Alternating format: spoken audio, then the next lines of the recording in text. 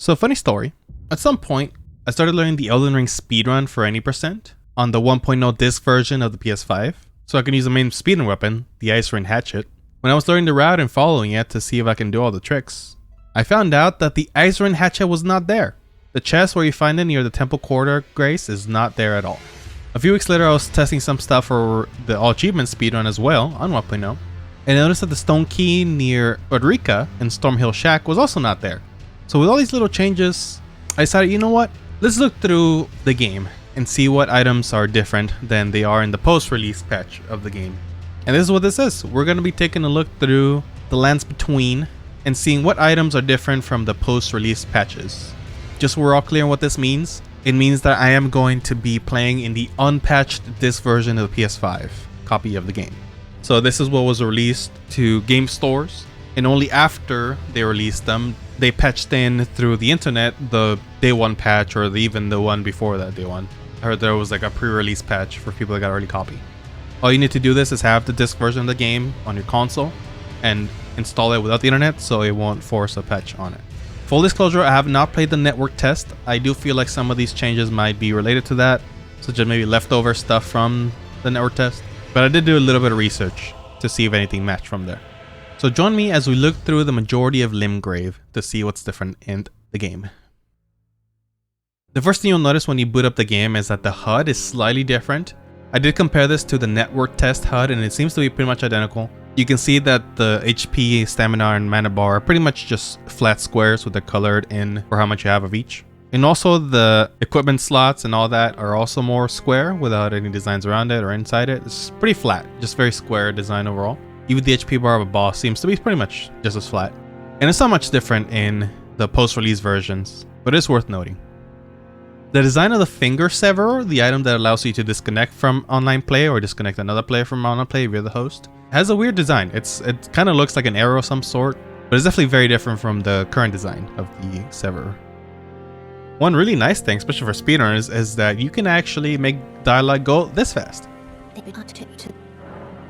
So obviously it's all faster than you can in the current game if you ever try to spam through it. Here's a comparison of both of them side by side.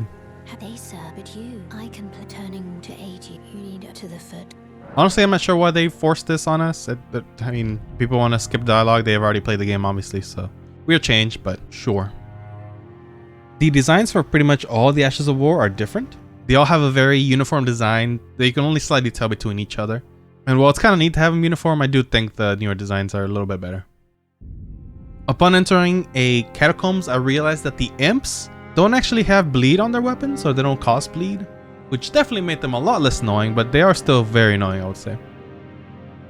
Luckily in this run, I actually was able to get a weapon from them, and once I opened it to see any differences, I noticed that when normally you would see how much bleed you do with the weapon, it simply says that it causes hemorrhage, which hemorrhage is a way that the game refers to the status on occasion, but it doesn't have any number indicating how much it does, so that's definitely very interesting.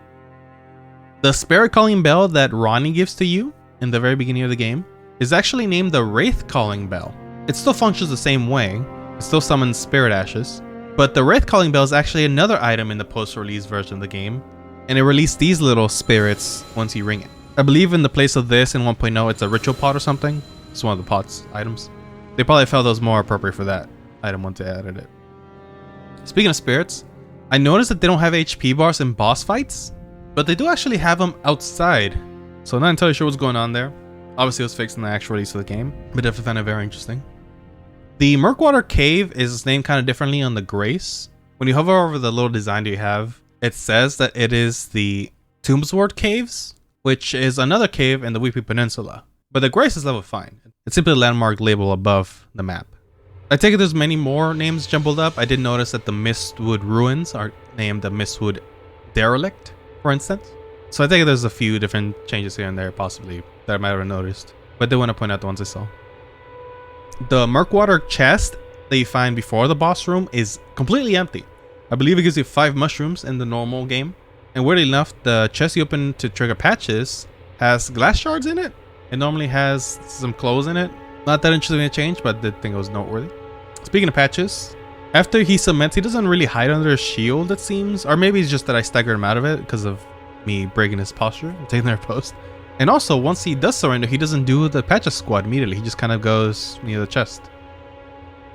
Alright, as shown in the thumbnail, if you clicked on this video, the Knight's Cavalry isn't a proper boss. And by that, I just simply mean that it doesn't have an HP bar at the bottom, like the normal bosses. And the same goes actually for the Deathbird, the other main Night Field boss you fight in Limgrave. This is interesting, primarily because I know a lot of people do have an issue with how many repeat bosses are in the game. I personally don't have as much an issue with the field bosses in this regard. I think it's actually a better call to have these field bosses have names like this that indicates they are a boss. But I definitely think it's one of the main distinctions that I found really interesting. When I killed the pumpkin head before selling, I noticed that it jumped a pumpkin head helmet. Now people told me that people do have to farm for this one normally, so I was surprised. I definitely thought it was off, but I didn't consciously know it wasn't a set drop. So I did try the fight 2 more times, and it did give it to me those other 2 times. So 3 out of 3 so far. I don't think I care enough to make a character again and again and beat it every time to test it. But it does seem like it is a set drop or a very high percentage at the very least.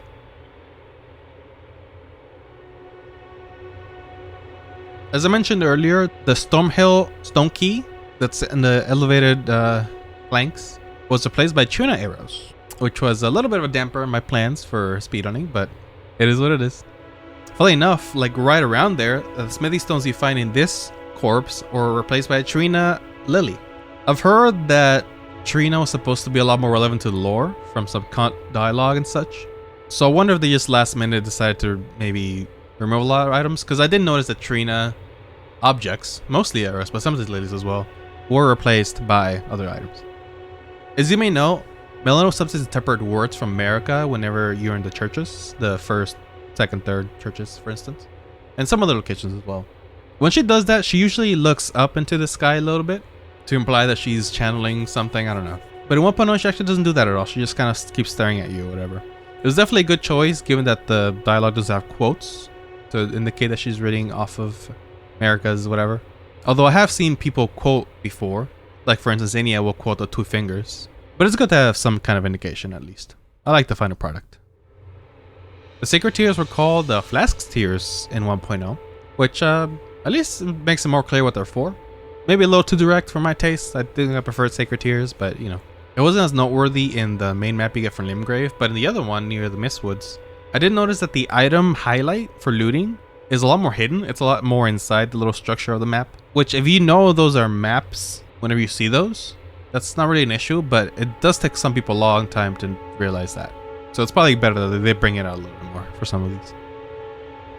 The Mistwood Ruins, which now are called Derelict, have a different talisman. In the current patch, they have the Axe Talisman, I believe it is. And in this one, they give you that Great Shield one, the one that raises physical defense. The first one. Normally find the base Dragon Crest Shield in the Bestial Sanctum or in the cliffs, which I actually didn't know about until now, but that is where you find the normal one. If I do make more bars for this, I will check what's there now. I wonder if there's another one or maybe they changed the item. Which I should mention, if you like this video so far and you like it towards the end of the video, let me know in the comments and I will continue doing something like this for the rest of the areas. I am kind of gauging interest with this video, even though I did want to make it, and definitely want to know if it's worth my time. One change I definitely think they shouldn't have done is in 1.0 they used to have the HP shown for ballistas. So if you hit a ballista, you can tell that its HP goes down, which should obviously indicate that it should be able to destroy it. Now objects like this having HP is no secret, but the fact that it's taken away does make it a little bit unnecessary. I guess once you encounter the enemy that's shooting it, usually it's not a trouble anymore either way, but it is an interesting change. Kale's stock, the Santa Claus merchant, has different stock in this one. The main thing I noticed is the chain armor was missing, but you can definitely tell if you look at them side by side, the stock is very different. While I'm at it, it does seem like all merchants that I found have different stocks. I do feel like I found a lot of starter gear in a lot of these more often. I don't remember which one I found it in, but I think the Confessor set is somewhere more accessible, for instance. It's normally in Mount Gelmir, which is definitely somewhat deep into the game. I am curious if this may be a network test change or not, but I did compare Kale's stock and it seemed like it wasn't.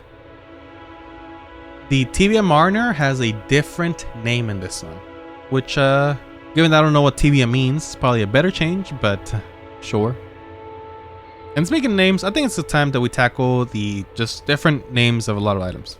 So the Golden Rune ones that you find in the skulls primarily around the world are called Pauper's Runes, which sure. But the ones that are equivalent to Golden Rune 2 are called Fringe Folk runes. And they start with 1 from there.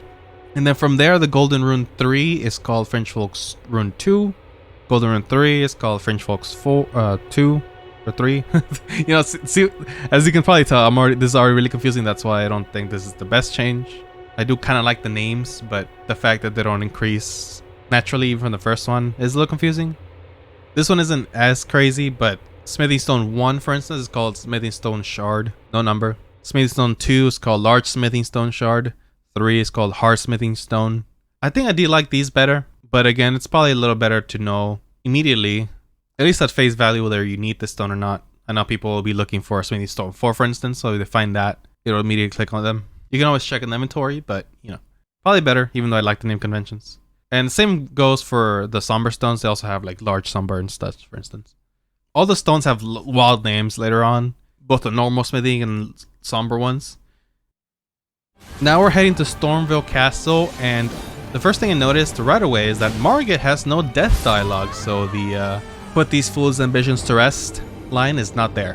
Which is weird because it is in a network test. So it's definitely very curious that 5 months before the game release, or 4 months, they actually possibly remove this, or maybe the disc is that old or something. I'm not sure what it means, but it's really interesting. Right when you start exploring inside the castle, I noticed that the hook claws are not there in 1.0. Which, whenever weapons like these are gone, like the Ice Rend, like for instance, and these hook claws, like it makes me wonder where they are, if at all, or were they added later on altogether, you know? I'm definitely very curious what the Ice Rend is. Definitely for speedrun reasons, but, you know, just in general, where the fuck is it? There was a lot of little items that were changed here and there. Because of the amount of items in Stormveil, the only one I really noticed was that some items would change into a tuna arrow, but not all of them. There's actually some tuna arrows that are supposed to be there in the post-release game. So those are okay, but there's some that were added as well. The Commoner's Garb name used to be Subject's Clothes. Another name change. Seems like there's a lot of those. Once you get past one of the Stone Key gates, the one with the Misericord and the Hawk Chest wooden shield in that same room are not there. They just don't exist. I know the dagger specifically is like a really high post damage one, so that's definitely unfortunate. And on a similar note, the Godslayer seal in another Stone Key fog is not there either. The tome that's next to it is there for the Godskin spells, but not the seal itself. The Rancor Call spell you can find far below the castle is called Spirit of Death in the 1.0 release, which is definitely very metal. Not sure which one I prefer, but yeah. While fighting Godric, I noticed that his jump attack after the wind buff, or whatever you want to call it, you can normally just kind of strafe around this and it will kind of miss you, but in 1.0, it definitely seems to hit you a lot more. Maybe I suck, I don't know, but I definitely feel like it's very different. Maybe it tracks you more or something, I'm not really sure. And once you end the fight, he actually drops 15,000 runes instead of 20,000. Which at this point in the game is a lot anyway, but it is considerable amount difference. Now that we're done with Stormveil, let's go check real quick on the round table, see what's different.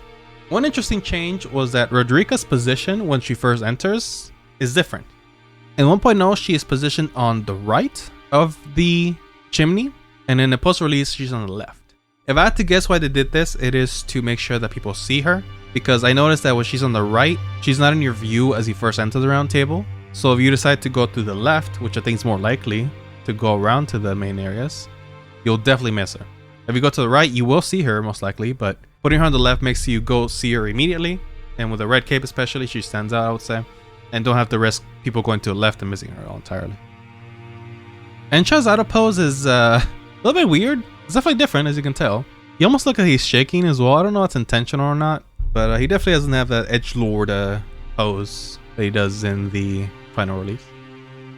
Albert's name, the invader below the round table, is slightly different. It is Frenzied Tongue instead of Mad Tongue.